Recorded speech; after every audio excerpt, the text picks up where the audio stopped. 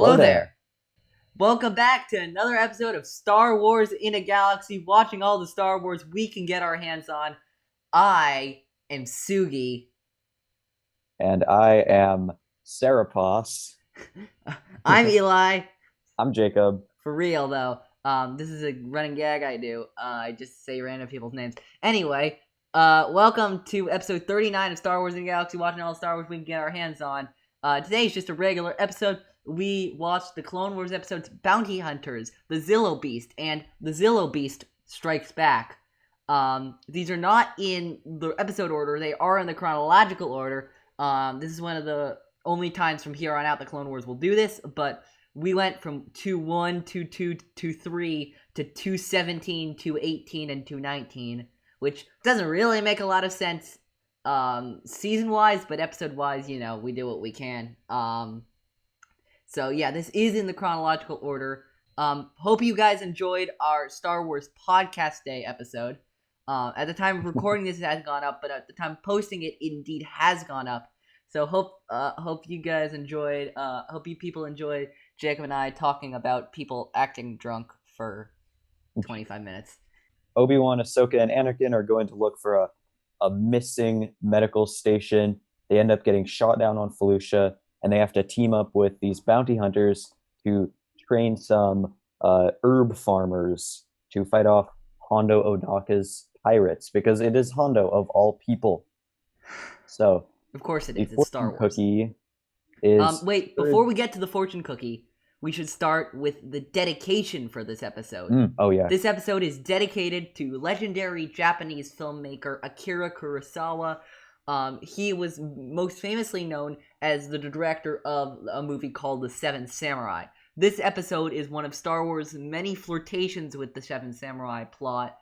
It does it a couple times in The Mandalorian. It does it, but the most famous one, in my opinion, the best one, in my opinion, is the one they do this episode for Bounty Hunters. Go ahead, sorry. The fortune cookie is: courage makes heroes, but trust makes friendship. What do you think about this fortune cookie, Eli? You know, it's not anything special, but it's good. I like it. It's the whole, like, we're stronger together, there are more of us sort of thing. Yeah, it seems like what Star Wars is. Fortune cookie's not, like, the crazy strongest, but the episode is much better, again, in my opinion, than the fortune cookie. Yeah, I think we kind of see it borne out where especially with Obi-Wan and the bounty hunters, you know, we see Obi-Wan saying, we can't trust the bounty hunters, they're mercenaries, and you're extorting the farmers, but eventually he kind of has to accept that he has to work with the bounty hunters in order to defeat the pirates. And same thing with Sugi and the bounty hunters. And I think it's kind of a weak motto. They could have come up with something stronger, I think, but I don't know. It feels pretty obvious already, and the heroes part seem unrelated, but I was thinking about this. I saw in your notes you were talking about the courage makes heroes part. I think that's about the farmers. I think it's about the farmers finally standing up for their crops and their lifestyles. You're right. Yeah. Because the farmers. Yeah. Yeah, they took a lot of courage for them to stand up. We had this one farmer. I think I wrote his name Dillani. down. Dillani. This one farmer, Dillani, absolutely hilarious. Yeah. Like, I don't know, Eli, have you ever watched Rick and Morty? He really reminds me of Morty. I have. Like, oh, geez, Obi-Wan, I don't know about this. We're not meant to be warriors. So, let me tell you something about these 3 episodes in specific. These 3 episodes, along with the 3 episodes of the 3 final episodes of the season, which were like the Boba Fett and the Bounty Hunters one at the end of the season, I've watched all 6 of these episodes like 7 times each. I had a, like, second half of the Clone Wars Season 2 DVD that I would watch on flights when I was younger. And so I just know these 3 episodes so ridiculously well. So I will know crazy things about these episodes only because I've watched them like 6-7 times over. Oh my gosh. So, yeah, I really... Actually, a lot of why I love Bounty Hunters is because of the nostalgia factor of this episode. I've watched this episode like 8 times. First, we see Anakin and Obi-Wan and Ahsoka flying a ship to investigate a Republic medical facility. Now, let's open... I never thought I'd have a logistical problem with this episode in specific. Let me ask you something, though. Why are they not in the Twilight? I mean, I guess it's nice to pull out the Twilight, but we do see that ship being used less and less as the series goes on.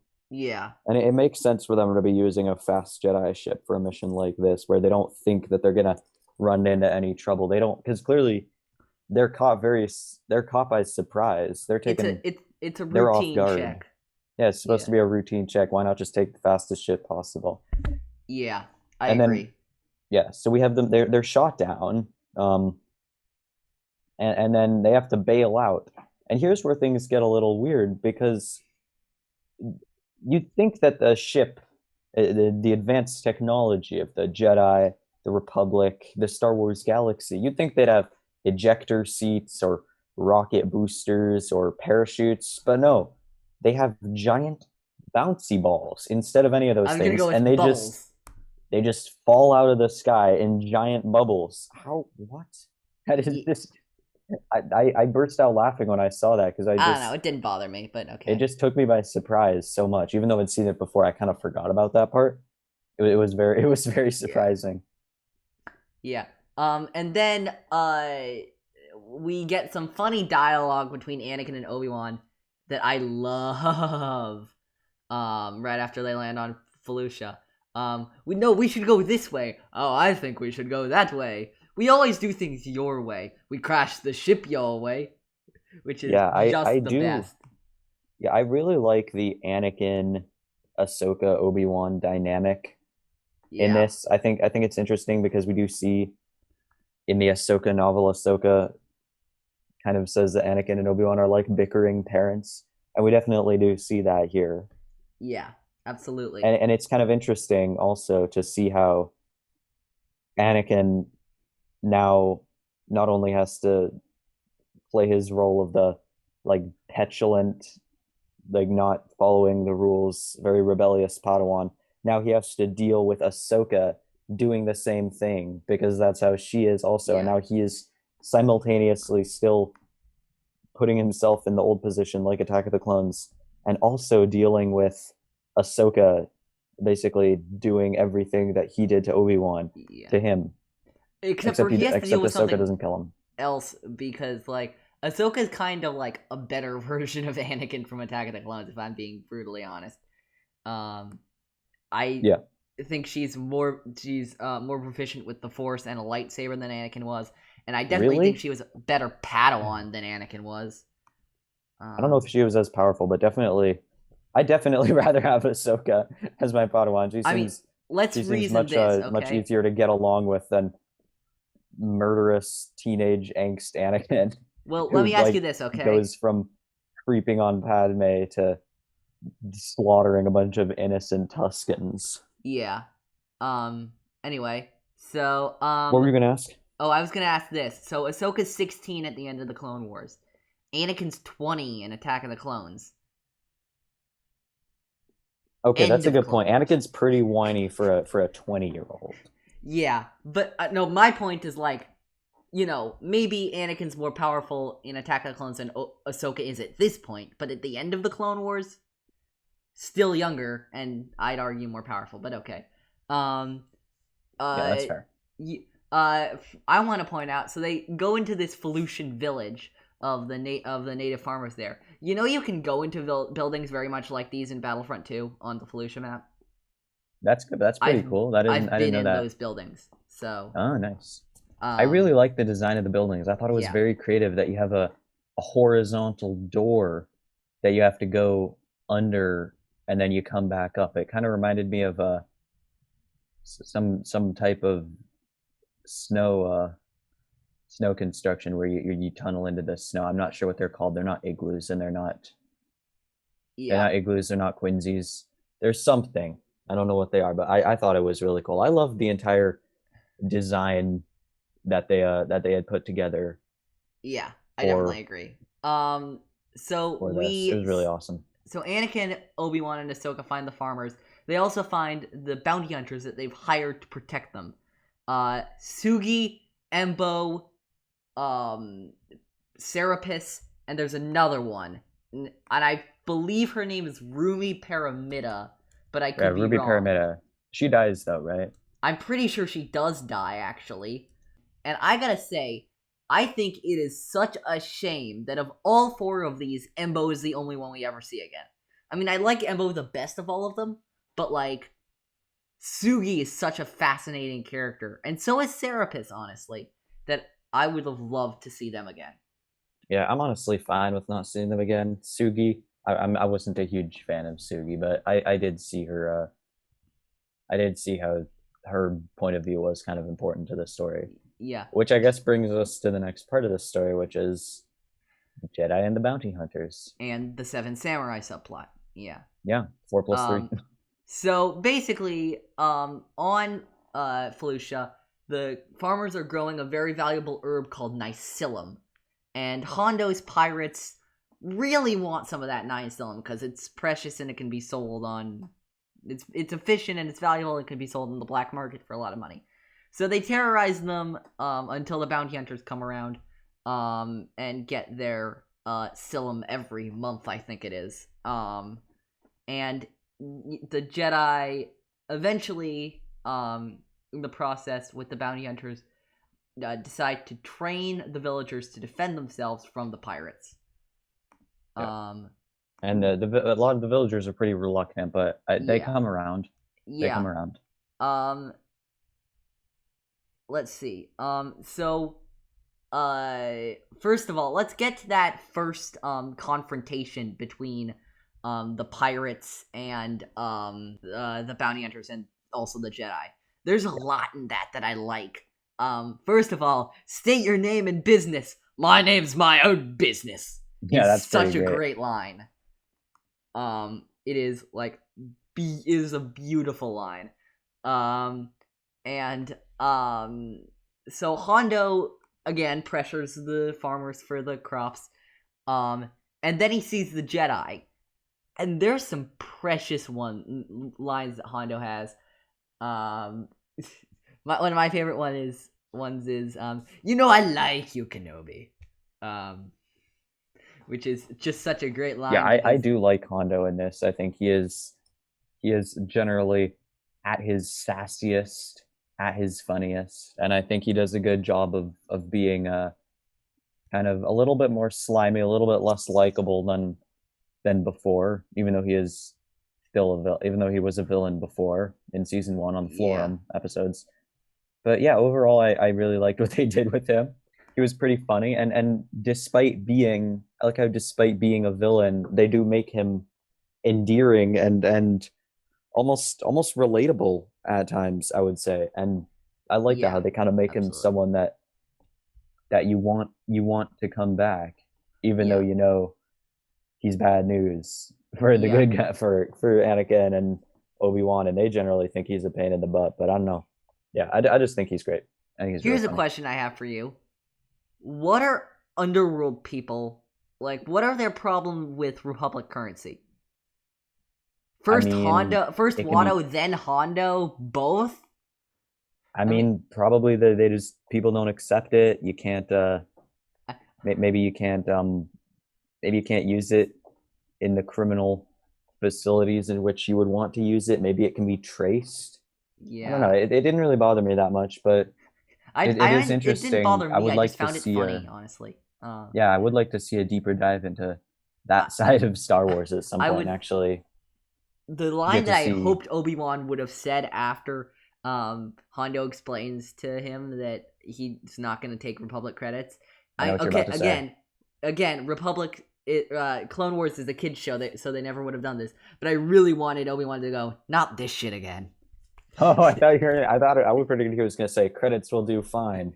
No, I wanted to say not this shit again. Yeah. Oh God, not this again. Yeah, I mean, I do like the parallel there with the. Yeah, I think absolutely. Maybe it's probably a Phantom Menace reference. Yeah, at the very least. Yeah.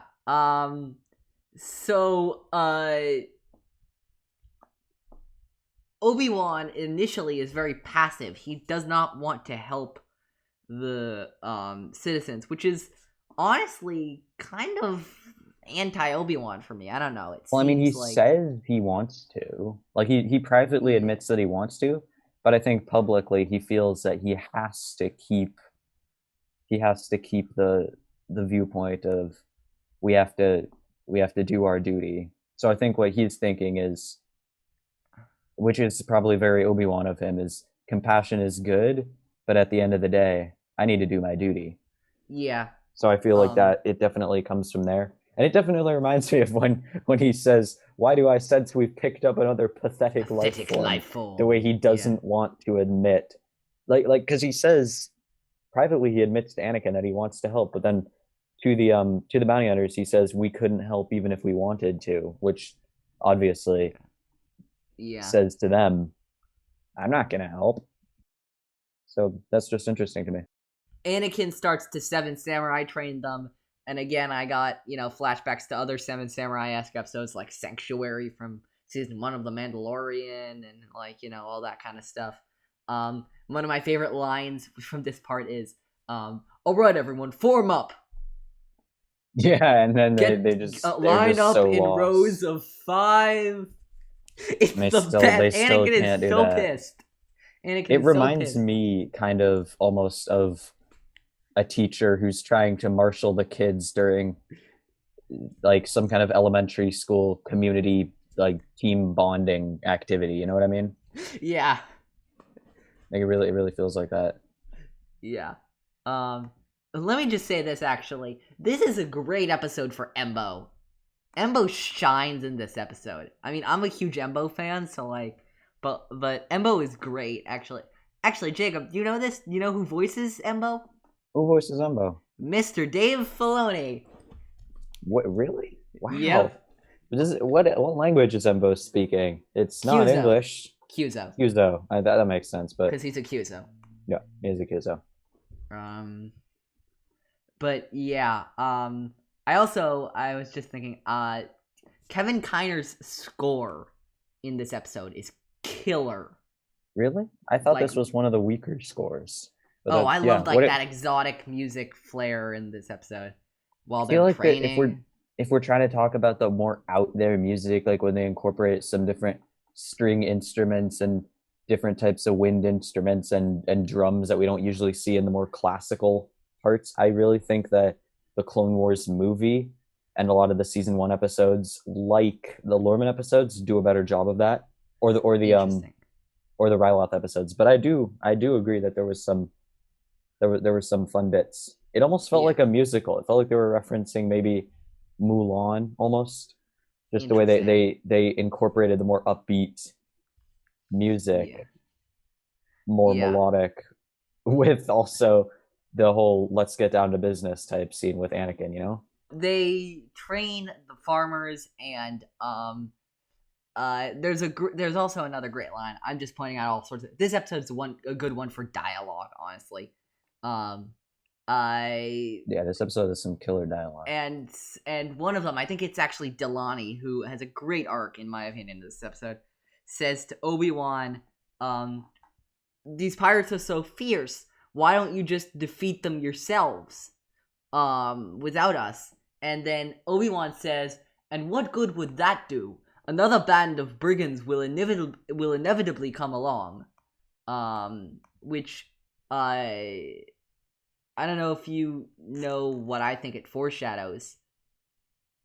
The Yeah, Tuscans of I don't you thought it foreshadowed the Tuscans. That's interesting. no, the Tuscans will be back, fierce, and they will be back, and in greater numbers.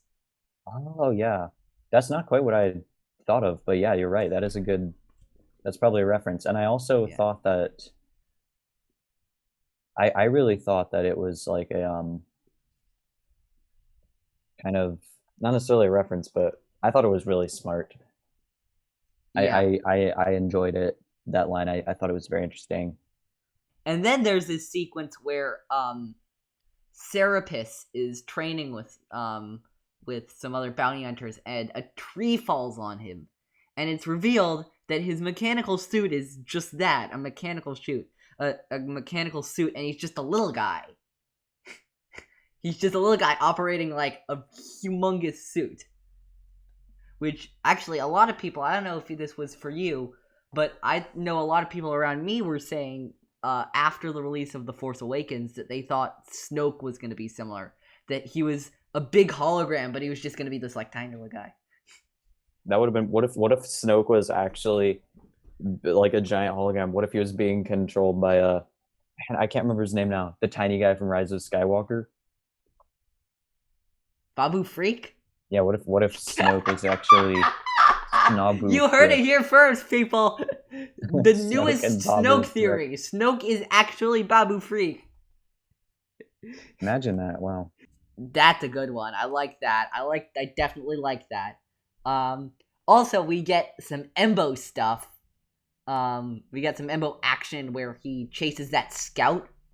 That sequence is so cool. Where he does like the double somersault and he uses his helmet for protection. Man, I love that stuff.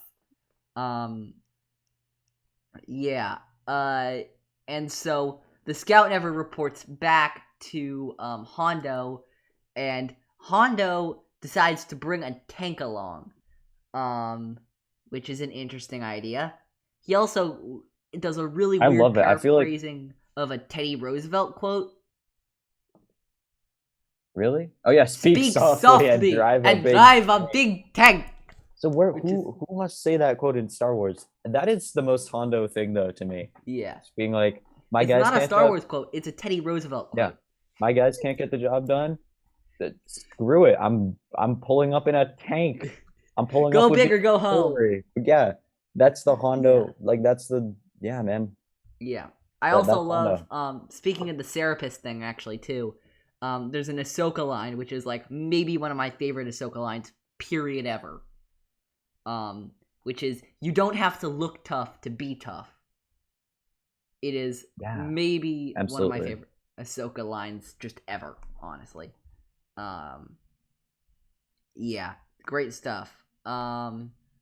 Let's see, what else? So we get to our final fight between Hondo's pirates and the of course the farmers. Yep.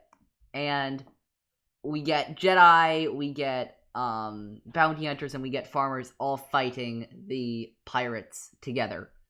Rumi Paramita, which is one of the bounty hunters, gets killed. Embo gets injured. But mostly other than that, it's a pretty casualty-free fight, except for the pirates. One of whom drives by on a speeder, but is hit with a spear, who is then revealed to be thrown by Dillani, who, despite his skepticism before, has decided to join the fight anyway, completing what I think is an incredible arc in there. And he immediately just kills someone, and that's how he rejoins the fight. Just brutal murder. Not even trying to blow up the speeder or block its path. Nope, just murder. Murder, let's go. But I mean, maybe the pirates deserved it. Who knows? Who can say? I kind of felt sympathy for the pirates, though. To be honest, I don't know. A little bit. They got pretty brutalized by Embo. Yeah. We also got a dank Clone Wars meme in this episode, which I loved. So once is it the quote that's not actually a quote? What? Oh, that's a different one. No, go on. Once Hondo realizes that he is not going to be very effective trying to get the Silum from the farmers anymore, he takes off in his ship, his final line being one of the best Hondo lines in the entire Clone Wars. This effort is no longer profitable! It was so good the way he delivered that line. He perfectly timed it with his ship coming up afterwards. He said each word like with a big pause in between for emphasis. This effort is no longer profitable. Yeah, I don't know. That just cracked me up. So good. I love it so much. Speaking of memes, jokes, and memorable lines, I think there was a line that is either misattributed to this episode or not actually in this episode at all. There's an internet meme where you have Anakin, Obi-Wan, Ahsoka after the crash. You're going with. And Anakin says, "Master, in your opinion, what's the height of stupidity?" And then Obi-Wan says, Anakin, how tall are Anakin, how you? tall are you? And I wish that was in this episode. I wish it No, was. It would I have don't think fit that was ever perfectly. in the But show, honestly. yeah, you I think think it that's was a just take this shit and get out situation. well, yeah, where Wh- someone just where someone they just just made it up. slapped the yeah. I mean that makes sense. Yeah, That's something someone would yeah. do. So overall, what did you think of this episode? Overall, I wasn't the hugest fan of this episode, but I thought it had its moments. It had a lot of good one-liners, a lot of good. The dialogue was really great, I thought, for a few different reasons in a few different places. But overall, I thought that there are lots of episodes which do a much more effective, nuanced job of looking into the morality of the Jedi. You're gonna be surprised at this, or maybe not. I don't know. I have been ranking the season 2 episodes with my season 1 episodes on my ranking list. Bounty Hmm. Hunters is number 2 on my list so far. Wow! So you really I like this love this one. episode. It has it's not gonna stay there for long because other episodes are gonna be better and push it aside. But like it has a good point, it has a good message, it has some great lines, it has some interesting characters and character decisions, and I just adore this episode. It's also probably quite a bit of nostalgia for me because again I've seen this episode like 8 or 9 times. 8 or 9 times. Oh my gosh. Seriously though. But I just kind of love this episode. The other ones too, but this one specifically. But yeah, I really did love this episode. Let's get on to the next episode. What do you think? Yeah, on to the next. The Zillo The Beast. Zillo Beast. The catastrophic Battle of Malastare results in a Republic victory only through use of its newest weapon, the Electro-Proton Bomb, which disables all of the droids but leaves the clones unharmed. But this Electro-Proton Bomb creates a sinkhole which unearths one of Malastaire's greatest terrors, the once thought extinct Zillo Beast. Together, the Jedi and the Republic and the Dugs have to figure out what is the best course of action to take with this Zillo Beast. Fortune cookie. Choose what is right, not what is easy. What do you think of this? What is your take? It's just classic light side versus dark side. You know, it reminds me of the Yoda quote from episode 5.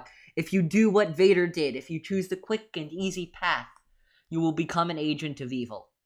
Yeah, It's an interesting way of looking at it. it's Yeah. pretty clear cut for me. I will also point out. Actually, can you say? Can I just say this before you give your analysis of Fortune Cookie? These next 2 episodes are also very heavily inspired, not by Akira Kurosawa, but by Kaiju and the monster movie like franchise format.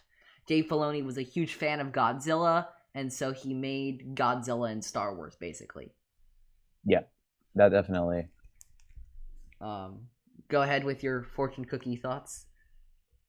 Okay, so choose what is right, not what is easy. I think this is a pretty interesting one. The bomb is definitely one example of this that's very apparent.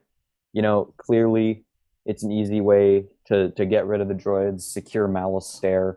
Palpatine is going to have his contract and his fuel, but it's clearly riskier and less certain than he's making it out to be. And of course, it ends up opening a massive crater in the ground. So had they chosen a harder way to get rid of the droids, maybe it would have turned out different. Also, I think if we look at this episode from an environmentalist angle, which I think is pretty interesting considering this and then later the whole debate about the Zillo Beast in the next episode, I think it definitely applies in terms of politics.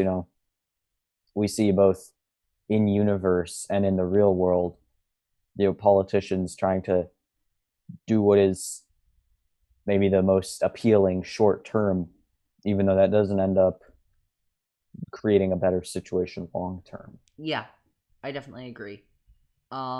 So we see again. So the opening narration describes this as one of the biggest battles of the Clone Wars, which I have a little bit of a problem with because it seems like every other battle is one of the biggest battles of the Clone Wars. But like, I'll let it slide.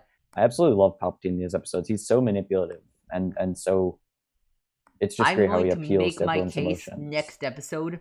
The next episode we're talking about, Zillo Beast Strikes Back. I'll preview this for you. I'm going to make the case that the Zillo Beast Strikes Back is Palpatine's best episode in the entire show. I might have to agree with you on that one, to be honest. That I'll sounds explain why later, pretty easy to defend. but yeah. So we get this humongous battle. There are dozens and hundreds of droids and dozens and hundreds of clones. This is a huge battle. Huge. Want to say anything about the Battle of Malastare? I think it is a cool moment because you see so much of the Clone Wars as kind of depicting the clones, and oftentimes the Separatists too, but mostly the clones being super, super thinly spread, and they're reaching their breaking point, and they can only allocate one ship for this battle and whatnot. So it's super impressive when we see the massive amount of clones, the massive amount of the large number of cruisers drop out of hyperspace, and leading up to when the bomb is dropped, I think the entire Y-wing flight sequence is absolutely amazing. I love the close-up shots. They really try to give you, I don't know, a sense of the power and speed of these machines, which, as someone who's really into the vehicles in Star Wars, I absolutely love it. Kind of reminded me of World War II aviation museums, kind of the way the shots came together. And I don't know, I just thought that sequence for me is probably the best single scene, I would say, in all of the Clone Wars. It's just so That's high cool. praise. I was fanboying out so hard the entire time. I was like, oh my gosh, this is amazing. That is high praise, indeed. Yes. Yeah. So the bomb is dropped. The electroproton bomb is dropped. I'd like to give a little reference and a shout out here. The clone who drops the bomb is a clone trooper named Goji. The reason why I'm giving a shout out to this guy is because of the Dragon Con Star Wars 2020 finals. Usually Dragon Con is a convention held in Atlanta, and their Star Wars trivia contest throughout all canon is some of the hardest ever. But the final round of the Dragon Con trivia contest last year, due to the COVID-19 pandemic, was filmed on Star Wars Explained's YouTube channel. And Marie E. Wilson, who is a great Star Wars content creator, you should check out her YouTube channel. I'll leave it in the link below. Won the contest by naming Goji in the from a picture in the contest. Wow, that is a deep, and now deep she's playing cut. in Oh the my movie Trivia goodness. Schmodown, so I'm excited to see her debut. Actually, she's debuting in about a month in the Schmodown, so I'm very excited, and I'll be rooting All for right. her as well. So I wanted to drop that little reference in there. I love that this arc is not about the Battle of Malastare. It's not about it. It happened. It unearthed a bigger problem. We don't really even care about the battle. How many times do we hear about the battle afterwards? Not very many. I also love that in the battle, the Dugs are already fighting in the Republic. If this was a Season 1 episode, we'd have to devote an entire episode on the Dugs deciding whether or not to stay neutral in this war or help the Republic against the Separatist invasion that's coming. Nope, they're already here. Yeah, It already happened. I think it's definitely really interesting to see just the aftermath of a battle. That's something we don't often get to see. In the Clone Wars, we're zooming around the galaxy, we're seeing all types of crazy adventures. But this is obviously, I wouldn't say it's mundane at all, but it is really interesting that we actually get to see them dealing with, even if it is in a very large, flashy, extravagant way, the aftermath of a battle and maybe some of the unintended consequences of using a weapon of mass destruction. Yeah. So then after the battle, they talk about a treaty that the Dugs are going to sign with the Republic that legitimizes the Republic's presence there. First of all, let me ask you something. This is a literal note I wrote. Is all it says in all caps. Why is there always a treaty? Like, it seems like there's always a treaty for these sort of things. I mean, there is always a treaty. It's the Republic. They're politicians. They're wheeling and dealing. That's how they move. Yeah, I know. It's just like It it's is almost pretty funny, another though. Star Wars trope this time. You know what I Yeah, mean? I mean, maybe the crucial treaty is a Star Wars trope. Who knows? Yeah. I mean, actually, we forgot about the ship getting destroyed last episode. That's true. Ship gets It's there destroyed. again. Anakin's, or not Yeah. Anakin's, but yeah. And in this Yeah. episode too, we see Anakin's starfighter get destroyed. Yeah, it's not exactly the same. You think? 'Cause, like, the ship As- getting I mean, destroyed maybe- is not just any ship getting destroyed. The ship getting destroyed is the ship, which is usually their only way of leaving the planet, getting destroyed. Yeah. They have plenty of Maybe ways it's a to crash. leave Maybe the it's a planet. crash landing. Maybe that's what it is. The Maybe. crash landing is what. Or just the ship getting yeah. destroyed in general, like the Magna Guards destroying Kit Fisto's ship in Lair of Grievous, or the shuttle getting destroyed in Rookies. But anyway, so the electroproton bomb creates a massive sinkhole, like a huge sinkhole, and Anakin and Mace Windu, who is also there for the Battle of Malastare, go down to investigate. Mace Windu goes down and he finds a wounded clone, and the clone says one of a great Kaiju inspired line, which is, "There's something down here with us." Man, this sequence was absolutely chilling when Mace Windu finds the rock with the handprints on it, and you could see that the hands had been dragged away and were scraping against the rock. That was absolutely chilling. I love that. And like when you realize they're standing on the Zillo Beast. Oh my gosh. I mean, having seen this episode before, I kind of knew as soon as we saw that shot, oh no, they're standing. Yeah, me too. Maybe we were supposed to not know for a little longer, but I mean, come on, that was pretty crazy. You gotta admit, Yeah. that was crazy. Mace Windu this episode has a bad feeling about this. Also, once the Zillo Beast is actually discovered, a clone gets stepped on by the Zillo Beast and lets out a Wilhelm scream. Good old Wilhelm scream. Yeah. So that's the low-hanging fruit I got. I also, this is just another one, love when Anakin rides R2-D2 That's pretty funny. as Yeah. basically a ship. That's so funny. Yeah. I love really Yeah. I love also, I don't know if you noticed this, but the Doug artillery. I really liked how offbeat and creative it was. The way it was a disc on two rails, and the sound, especially the kind of rising whistling note, very, very Yeah. different from the ATTE mass driver cannons we get, where it's all these big booming kaboom, kaboom, kapoo, poo, poo. Yeah. You know, totally different. But Oh. absolutely loved it. What is it? Oh yeah. So we find out that the Dougs have some history with the Zillo Beast. Long ago, the Dougs lived in fear of the Zillo Beast until they managed to tap into fuel reserves in the planet that were toxic to the beasts and basically drove them all to extinctions. But then they told their descendants that one day they knew that the Zillo Beast would come back, just like, they do eventually in this episode. And so it's much more of like a birthright and a historical thing for the Dougs to be able to exterminate this Zillo Beast. By the way, can we get a Disney Plus miniseries about the past Dougs and their war against the Zillo Beasts? That'd be Like, so interesting. 3, That'd be 4, crazy. like 3, 4, like episodes. Like, yeah, I want that. Yeah. I also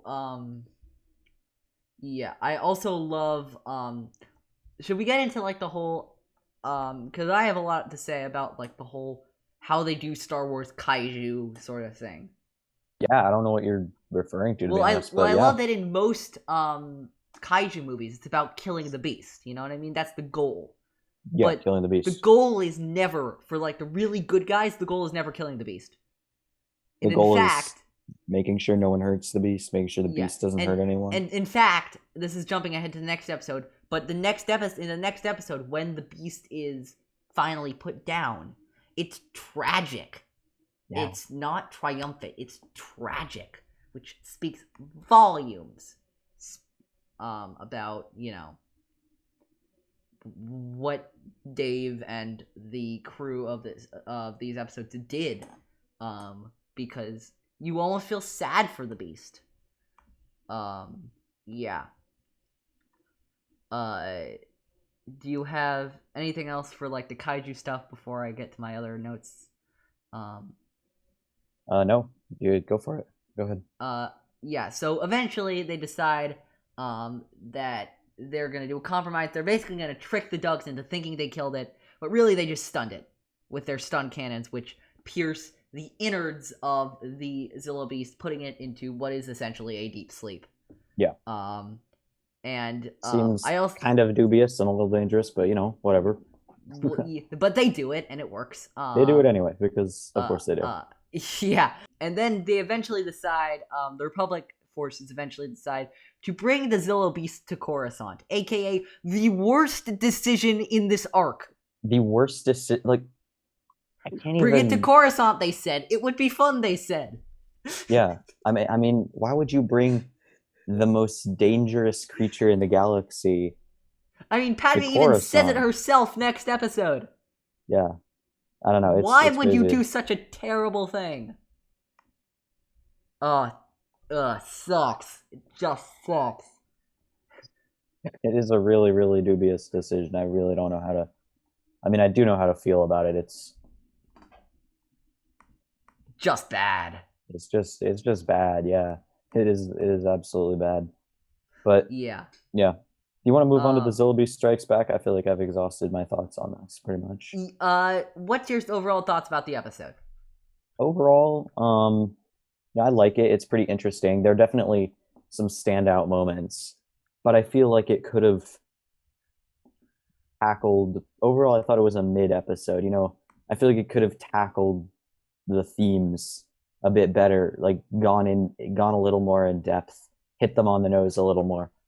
What with the Dugs and their feeling of really wanting to kill the Zillo Beast and why that is, and whatnot. And when he says, "I hope you didn't upset the delicate balance of this planet," but then seeing how already the Dugs have completely turned their planet into like one giant fuel mine.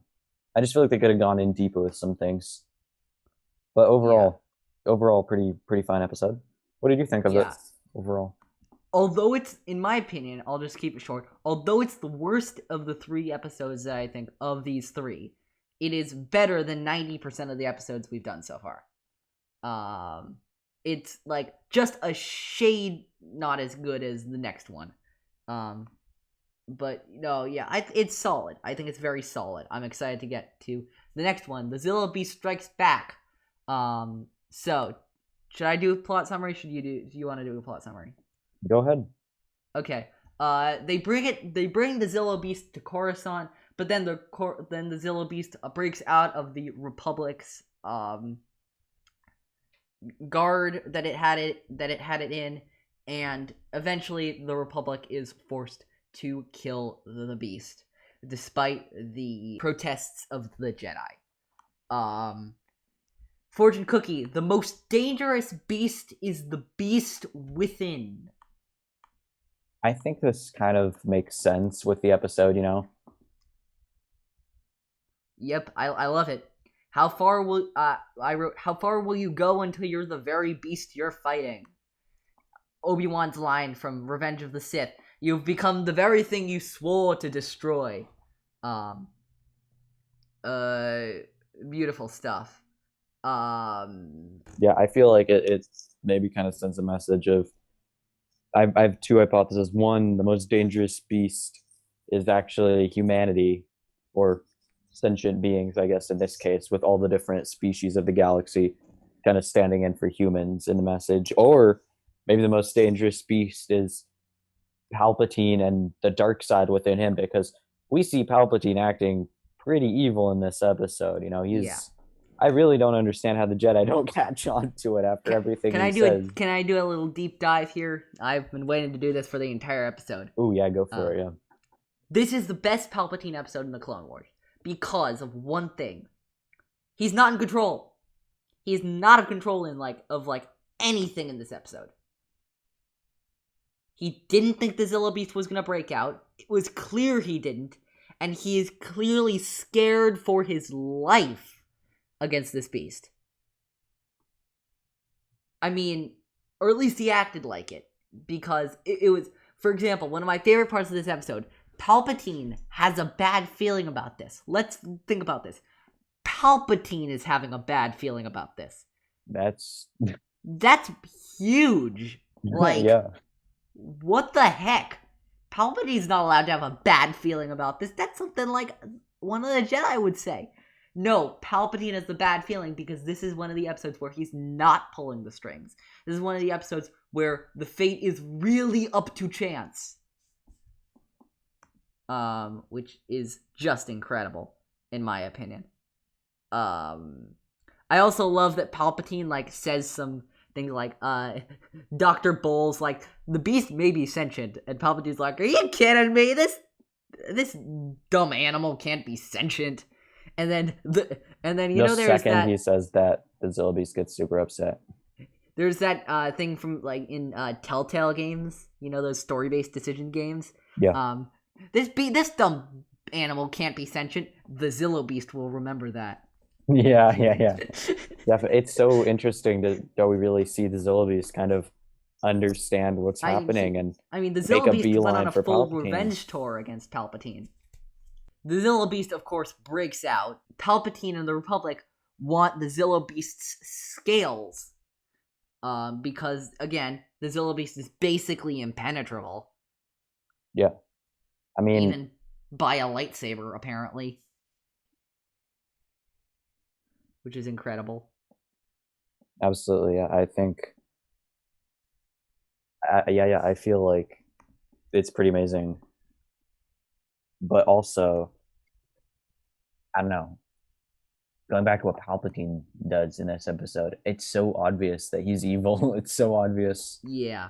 Not even evil, but it's so obvious that he's a Sith. He does this crazy evil smile and says such size, such power at the beginning, and it's almost like it's unlimited power. Yeah, I know. It's just so suspicious the entire time, this crazy. But I thought of something that really explains Palpatine's fascination, maybe, with the creature. I'm not sure if it's canon, but it lines up that he brought it to Coruscant because his fascination with the ancient Sith art of alchemy is well known, at least in legends. I don't know if it is in canon, but in the Book of Sith, do you know the Book of Sith, right, Eli? Yeah. It's not canon, but okay. In the Book of Sith, he refers to Sith shapecasting and creating massive beasts as nature advanced to perfection. So what better subject than the Zillo Beast? Maybe he was hoping, I don't know, theory crafting time. Maybe he was hoping to keep the beast alive long enough that it would be around after Order 66 and he could do whatever he wanted with it. And maybe he decided to have it killed maybe once he realized that it was actually really dangerous, or maybe he felt in the Force that it knew what was up and it was gonna come for him. See, my thought always stems to him creating a secret stormtrooper army once he created the Empire that has Zillo Beast armor, and nobody will be able to stop them, not even Jedi, because you can't kill them. Yeah, you just their armor, yeah, and the fact that it's also so light and flexible, according to the scientists, just kind of adds to that, Yeah.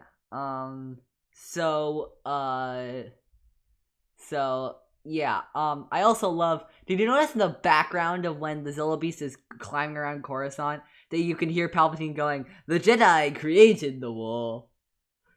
Yeah, I mean, which is so subtle but so good. I know, it's so good. Everything he does in these episodes, like how he even frames bringing the Zillo Beast back to Coruscant, he frames it for Anakin as, "Oh, we're resting Master Windu's conscience." Like, he knows even if it goes south, Anakin, he's still going to achieve his goal of Anakin ending up being pissed at Mace Windu, being pissed at the Jedi, being angry that he doesn't have more say and that his opinions aren't respected. So to me, it's just fascinating to see that. And get this.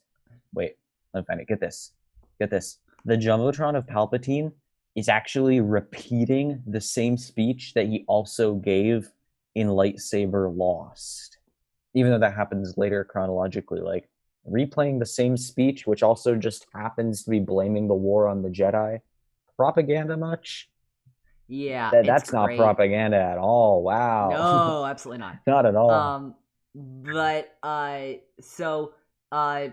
Anakin is accompanying Palpatine, who's meeting with Anakin is accompanying Padme, who's meeting with Palpatine. The Anakin and Palpatine and Padme scene before the Zillo Beast breaks out is honestly so funny to me. There's a line which is just beautiful when when Palpatine's going to address some other things, and Anakin and Padme are talking to the side. Padme goes to Anakin, "Whose side are you on anyway?" And Anakin says, "Yours, but you have to admit he makes some pretty good points." Pretty much the entire prequel trilogy. That is the entire prequel trilogy. Like, hey, whose side are you on? Yours, but he makes some pretty good points. That's got to be up there with "No, Anakin, no" in Attack of the Clones, with one line that summarizes the entire plot. Or calm down, Anakin. Prequels. Calm down, Anakin. It's like, Obi-Wan, calm down, Anakin. Anakin starts killing younglings. Yep. That's crazy. I also love, I don't know why it is, I just love, so Yoda and Aayla Secura are two of the people who are trying to contain the beast, and they're just hopping around the beast, and it's so funny. Yeah. I also love Yoda's just so good. Time to leave it is. It's just time to go. He's just done. He's done fighting this Godzilla monster. And then we have our unfinished subplot in this episode. After they've killed the beast with gas bombs, Dr. Bull receives some new orders. Palpatine wants her to clone the Zillo Beast. And we never hear from it again. Yeah, why do we not, imagine? Well, actually, I do know that Dave had some plans on bringing it back in one of the later seasons of the Clone Wars that never actually came to fruition. So something was going to be done, it just never actually happened. Totally. Yeah. What do you think about the Zillo Beast Strikes Back, Jacob? Do you have some other stuff? That's it for me. I thought this was probably my favorite episode of the three. I just thought it was the Zillo Beast was super menacing. Palpatine was super menacing. I really like when we get to see. I really like when we just get to see Palpatine totally manipulate people and be super, super evil and still just slide under the radar. I think that's hilarious. Yeah. So definitely my favorite of the three episodes.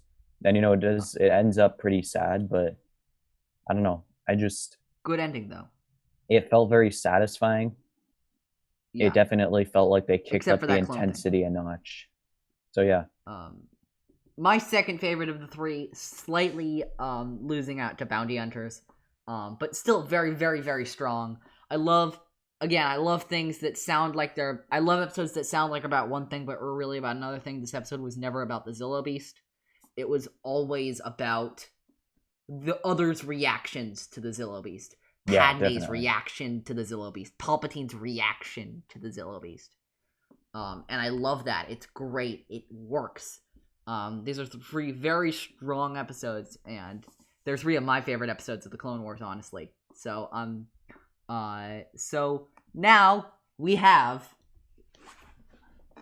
everyone's favorite part of Star Wars in the Galaxy. What you've brought me today is worth 1/4 portion. This month,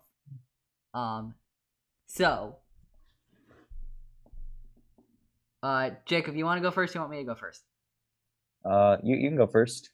Okay, so one of the things I'm planning on doing these days is hopping back into the campaign of Battlefront 2, which is such an underrated campaign, and I love it to death. And if you haven't played it yet, It's a short campaign, but it's really good. It has some great messages. Iden Versio and Del Meeko are great characters, and so is Gideon Hask, and so is Protectorate Gleb, and so is Shriv Surgov.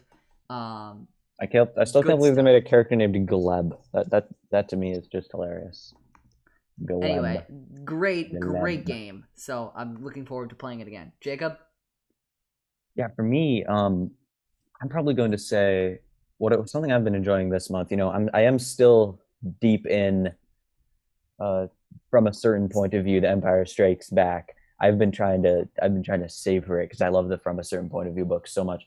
But this month, I have really been reading The Art of the Mandalorian, a big hardback book, lots of just gorgeous images, and it really makes me realize often how there are so many more outlandish concepts in the concept art that end up getting scrapped or not selected, and even things that end up making it in are often toned down and look a little bit less exotic, especially the vehicles, I think.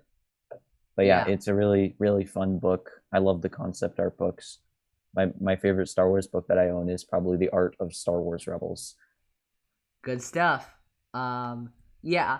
So next week we got a fire episode to drop. I'm so excited for this. We can finally announce this too. We're going to be watching Senate Spy, Landing at Point Rain, and Weapons Factory. But we're not going to be alone. We're going to be joined by the host of the great Star Wars podcast, Octo Radio, Alden Diaz. I'm a huge fan of Alden's stuff on his show and just generally in the Star Wars community. And so I am so very excited. We are both so very excited to have Alden on the show to talk with us about these 3 Clone Wars episodes. Until then, you can find us on Spotify, on Anchor, anywhere you get podcasts, we'll be there. Apple Podcasts, Google Podcasts, anywhere. You can follow us on Twitter at In a Galaxy Pod, Instagram at Star Wars in a Galaxy. We have a YouTube channel, Star Wars in a Galaxy. You can find me on Twitter at OGFan327. Email us, swinagalaxy@gmail.com. You can also leave a rating and review, 5-star rating. It really does help us get noticed. If you feel so inclined, yes. Yeah. So until next time, may the Force be with you. Always.